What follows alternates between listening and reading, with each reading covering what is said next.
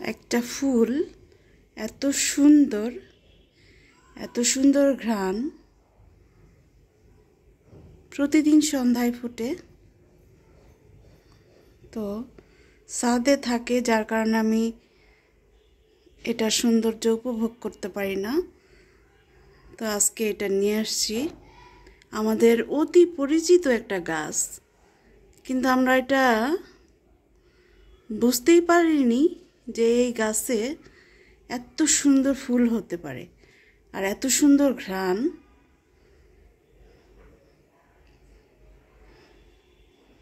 গাছটা দেখলে সবাই বলবে যে এই গাছ। হাজার হাজার শিউলি ফুল একসাথে রাখলে যেরকম ঘ্রাণ হবে, এই কটা ফুলে এত সুন্দর ঘ্রাণ। পুরা আমাদের ঘরটা ঘ্রাণে ভরে গেছে। তো ফুলটা আমি দেখাচ্ছি।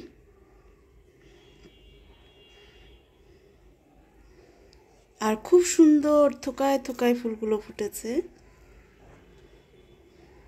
প্রতিদিন সন্ধ্যায় ফুটে। আর ওই যে কলিগুলোও দেখা যাচ্ছে। কলি অবস্থাতেও ভালো লাগে দেখতে। এবার গাছটার নাম বলি। গাছটা হলো ড্রসিনা। এটা একটা ইনডোর প্ল্যান্ট। এটা বাতাসকে পরিশুদ্ধ করে, ঘরের পরিবেশ সুন্দর রাখে। এবার গাছটা দেখাই। আমি এটা ড্রয়িং রুমে এনে রেখেছি। এই যে গাছের পাতাগুলো দেখলে সবাই বুঝতে পারবে। এই গাছটা পথে ঘাটে আমরা দেখি। এই যে পাতা সুন্দর ডোরা আছে।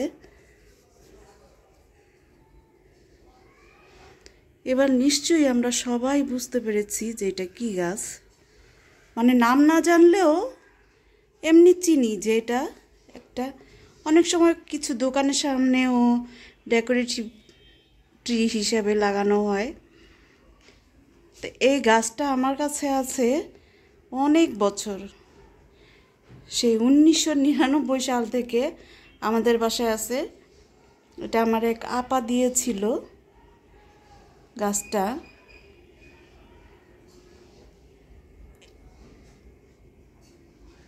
মূল গাছটা মারা গিয়ে নিচের থেকে আবার গোড়ার থেকে আবার নতুন দুইটা কুড়ি হয়ে গাছটা টিকে আছে আজ পর্যন্ত। আজকে 2024 সাল চলতেছে। তো এই হলো ড্রসিনা। এটা বাতাসকে পরিশুদ্ধ করে, ঘরের সৌন্দর্য বৃদ্ধি করে। আর এটাকে নিয়ে, এই গাছটাকে নিয়ে নাসাও গবেষণা করছে।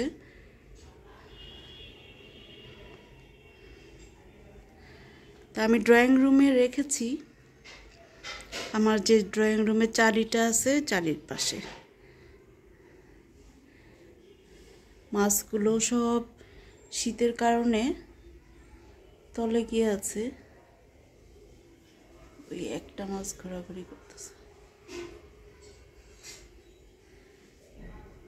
তো এই ড্রসিনা আমি নাম জানতাম না, কিছুদিন আগেই যা নামটা জেনেছি।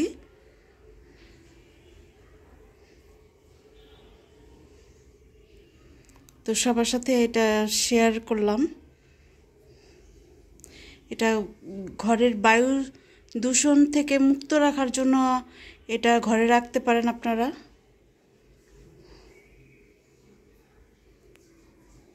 তো সবাই ভালো থাকবেন।